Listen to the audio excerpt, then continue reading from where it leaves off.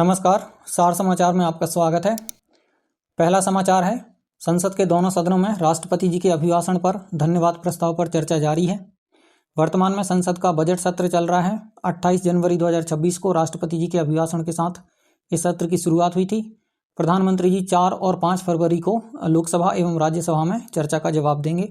अगला समाचार है, US India strategic partnership forum ने केंद्रीय बजट 2026-27 का स्वागत किया है। फोरम के अनुसार बजट निवेश के अनुकूल है। USISPF यानी US India strategic partnership forum एक गैर लाभकारी संगठन है जिसकी स्थापना 2017 में हुई थी। यह भारत और अमेरिका के बीच रणनीतिक और आर्थिक संबंधों को मजबूत करने के लिए एक महत्वपूर्ण सेतु का कार्य करता है।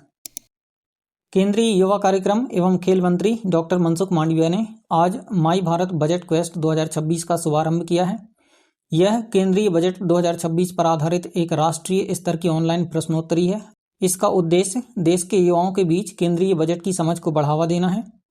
विजेताओं को प्रधानमंत्री से ऑनलाइन बातचीत करने का अवसर मिलेगा। अगला समाचार है, रक्षा मंत्रालय ने यंत्र इंडिया लिमिटेड को मिनी रत्न श्रेणी 1 का दर्जा देने की स्वीकृति दे दी है। कंपनी अब 500 करोड़ रुपए तक का पूंजीगत व्यय बिना सरकारी मंजूरी के कर सकती है। यंत्र इंडिया लिमिटेड भारत की एक बड़ी पब्लिक सेक्टर की डिफेंस कंपनी है जिसका हेडक्वार्टर नागपुर में है।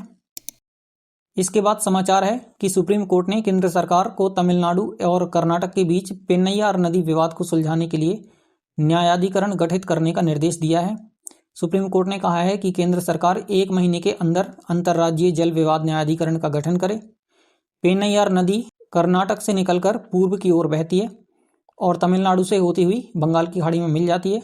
इसकी मुख्य सहायक नदियां हैं मार्कंडेय, वानियार तथा पंबन नदी आदि। अगला समाचार है, चीन ने दलाई लामा को मिले ग्रैमी पुरस्कार की आलोचना की है। 1 फरवरी 2026 को अमेरिका के लॉस एंजलिस में 68वें ग्रैमी पुरस्कारों का आयोजन किया गया था। ग्रैमी पुरस्कार दुनिया के सबसे प्रतिष्ठित संगीत पुरस्कार हैं और 90 वर्ष की आयु में दलाई लामा को यह पहला पुरस्कार मिला हुआ है। पाकिस्तानी सेना ने पिछले 48 घंटों में 177 बलूच आतंकवादियों को मार गिराया है। यह आंकड़ा पिछले 10 दशकों में सर्वाधिक है। पाकिस्तान इन आतंकवादियों को भारत द्वारा समर्थित बताता है। बलूचिस्तान पाकिस्तान का सबसे बड़ा प्रांत है क्षेत्रफल की दृष्टि से, लेकिन इसकी जनसंख्या सबसे कम है। बलूचिस्तान लिबरेशन आर्मी के नेतृत्व में बलूचिस्तान पाकिस्तान से अलग होना चाहता है क्योंकि बलूचिस्तान को लगता है कि जो पाकिस्तान की सरकार है वह इनके साथ भेदभाव करती है। तो आज के लिए बस इतना ही। Thank you for watching this video.